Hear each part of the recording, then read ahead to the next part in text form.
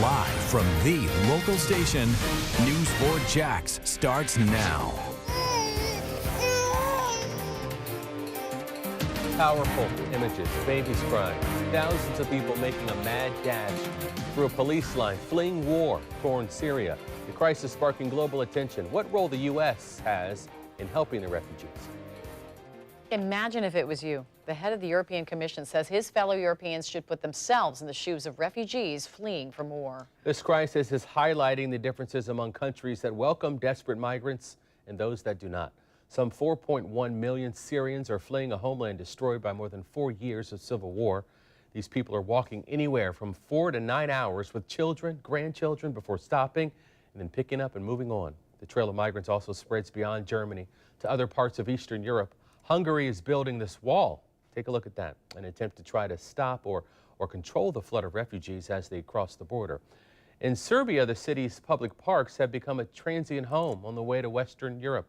City parks are now being filled with tents, but many of these refugees don't even have tents. They have no shelter at all. Secretary of State John Kerry says our nation wants to play an important role in providing help. I just met with members this morning.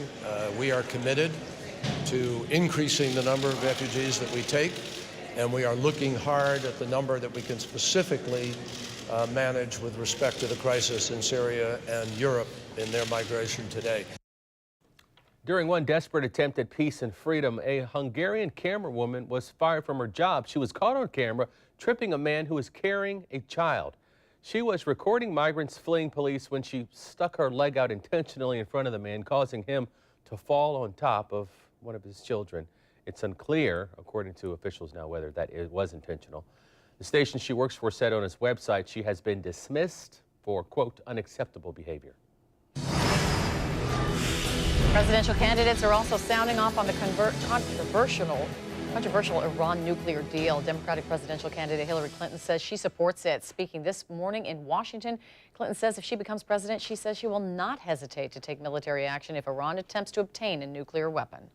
Either we move forward on the path of diplomacy and seize this chance to block Iran's path to a nuclear weapon, or we turn down a more dangerous path leading to a far less certain and riskier future. That's why I support this deal. I support it as part of a larger strategy toward Iran. Republican presidential rivals Donald Trump and Senator Ted Cruz teamed up for a joint attack on President Obama's nuclear deal with Iran. Both candidates spoke at the Tea Party-sponsored Stop the Iran Deal rally on Capitol Hill. This Iranian nuclear deal is catastrophic. It is the single greatest national security threat facing America. I've been doing deals for a long time. I've been making lots of wonderful deals, great deals. That's what I do. Never, ever, ever in my life have I seen any transaction so incompetently negotiated as our deal with Iran. And I mean never. Both Cruz and Trump disagree with the deal, and they disagree on what to do about it. Cruz would get rid of the Iran deal the first day he's in office. Trump doesn't have any specifics right now on what he would do. President Obama has secured enough support in the Senate to block a Republican vote disapproving the agreement. Nearly 5 months after Freddie Gray died in Baltimore, Maryland police custody, the city hopes the settlement will help Gray's family and the city move forward. A change of venue hearing is scheduled for tomorrow for the 6 officers charged in connection with Freddie Gray's death. They want the trial moved out of Baltimore so they can get an impartial jury. Jeremy Roth has more on the approved settlement and a new pilot program that not all officials agree with. The family of Freddie Gray calls the settlement with the city of Baltimore positive. The settlement in this case represents civil justice for Freddie Gray's mother and his biological father. All those in favor say aye. Aye. All opposed, nay. The motion carries. On Wednesday, city officials unanimously approved a $6.4 million deal to settle all civil claims connected to Freddie Gray's death. 6 police officers face criminal charges after Gray suffered a fatal spinal injury while in custody. The mayor says the deal was reached to avoid a costly and drawn-out civil trial. The city's decision to settle the civil case should not be interpreted as passing any judgment on guilt or innocence of the officers. The Gray family's lawyer says it will also help his clients heal. No grieving family wants to go through that. And our city would not want to go through that. The mayor promised the family that body cameras will be deployed as a pilot program in Freddie Gray's Baltimore neighborhood. And knowing that police interactions with the public are recorded will exert what we believe to be a calming effect on the community, because both sides are currently suspicious of the other. Not on board with the settlement, the Baltimore Police Union, which calls the settlement obscene and a ridiculous reaction.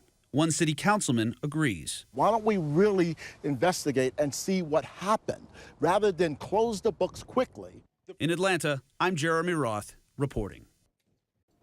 A pastor, a husband, a father of two, a seminary professor with a sense of humor. John Gibson was loved. He was also a member of the controversial cheating website Ashley Madison. 6 days after hackers exposed his name and millions of others who signed up for the website seeking affairs, Gibson committed suicide. Now his family is speaking out. His wife says she found him a moment, she says, in her life she never prepared for. She has also found her husband's suicide note. He talked about his depression. He talked about having his name on there, and he said he was just very, very sorry. He poured his life into other people, but somehow or other he couldn't extend that to himself. I think that the hardest thing for me to deal with was that he honestly doubted the fact that I would love him enough. With a hack that left 32 million names of potential adulterers exposed, the family has a message for communities dealing with infidelity. They say don't underestimate the power of love, because nothing is worth losing a loved one. Just a terrible story. Just absolutely terrible. Coming up, a scare for a Wisconsin mother after police say she accidentally mixed vodka in her child's formula and fed it to the baby. We've got details on the baby's condition and how police say the father was involved as well. That's ahead. All right, we'll do a little tropics watch. Grace may be gone, but the latest depression could become Henri. Or is it Henri? Anyway, we'll get to the details of the tropics and the weekend forecast in about 4 minutes. And it's been less than 24 hours since a man stumbled into a Southside Burger King, later died. What neighbors and customers are saying about safety in the area. That's next. And here's the final look at your stocks today. The Dow Jones down almost 240 points. The Nasdaq down 55 points, and the S&P 500 down nearly 28 points. Bigger SUVs can be expensive, not always affordable for young couples with a growing family, so automakers have come up with smaller SUVs. But are they really worth the money? Consumer Reports puts them to the test tomorrow at 6. He's a Jaguars great, and he's mentoring the area's young people. I'm talking about Donovan Darius. But he's teaching young girls these days, teaching young girls life skills to help them get through life. The Morning Show on Channel 4 makes mornings happen.